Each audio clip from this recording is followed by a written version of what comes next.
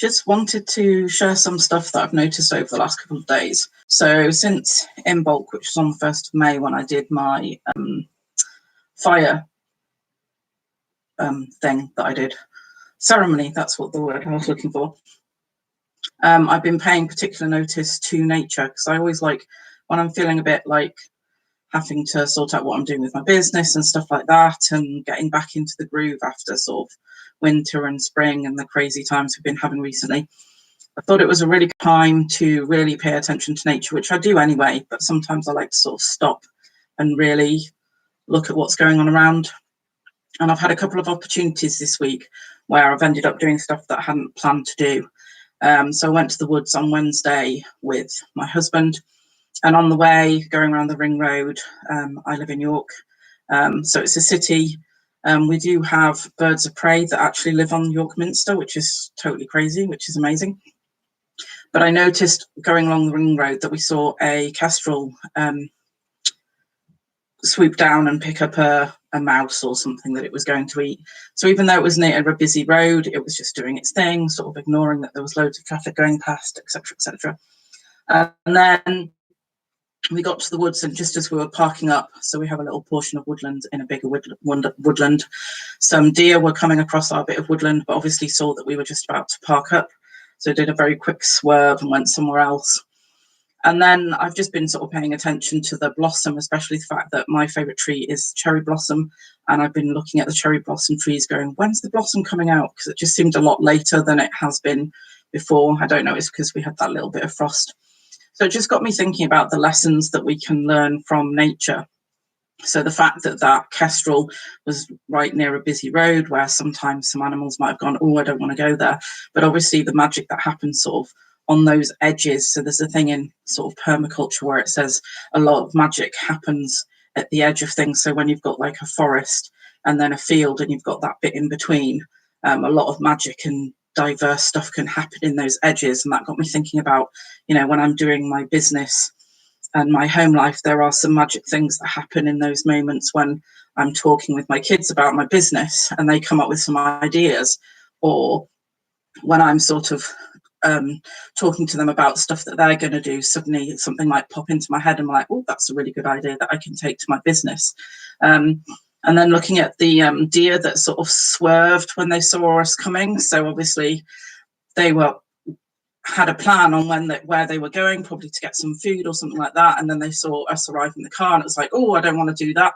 So suddenly swerved off and went somewhere else. So that idea that just because you've got a plan and you're heading for something, if something comes in that either disturbs you or you get a gut feeling that maybe that's not the right way that you should be going, maybe just taking a swerve of direction or taking a step back and going, is that really what I want to do?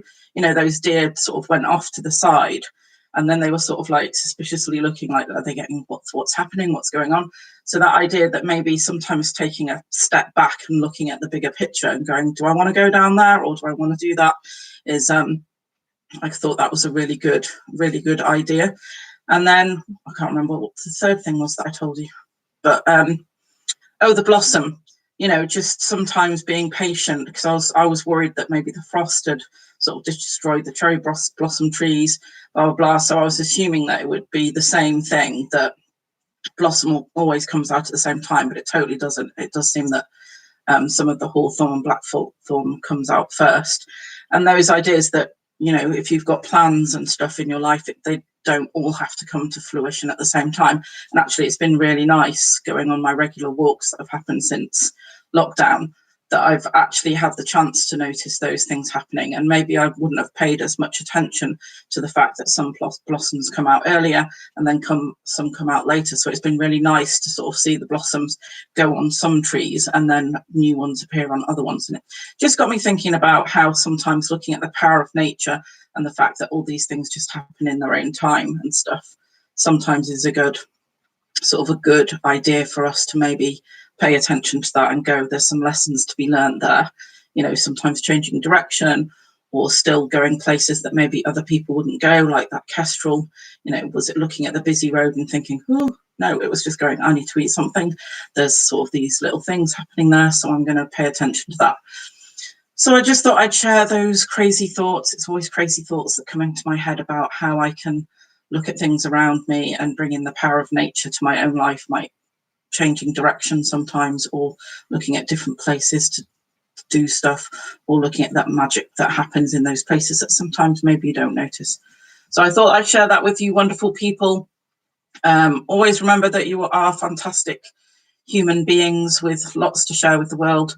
If you've got any views on what I've said, or any of your things that maybe you've been noticing in nature that if you think, oh, that actually I could bring that into my life, the power of that, or some of the lessons that you've learned, I'd love to know what some of those are. And as always, if you want to find out more about the work I do, because obviously being a shamanic practitioner, I do tend to pay quite a lot of attention to nature, and I love all the stuff, healing that you can get from the power of nature, then please get in touch as always. And take care, you amazing, wonderful people. Oh, Mum, you've just joined right at the end. Hello, Mum. Anyway, take care, you amazing, beautiful people. Love you. Bye.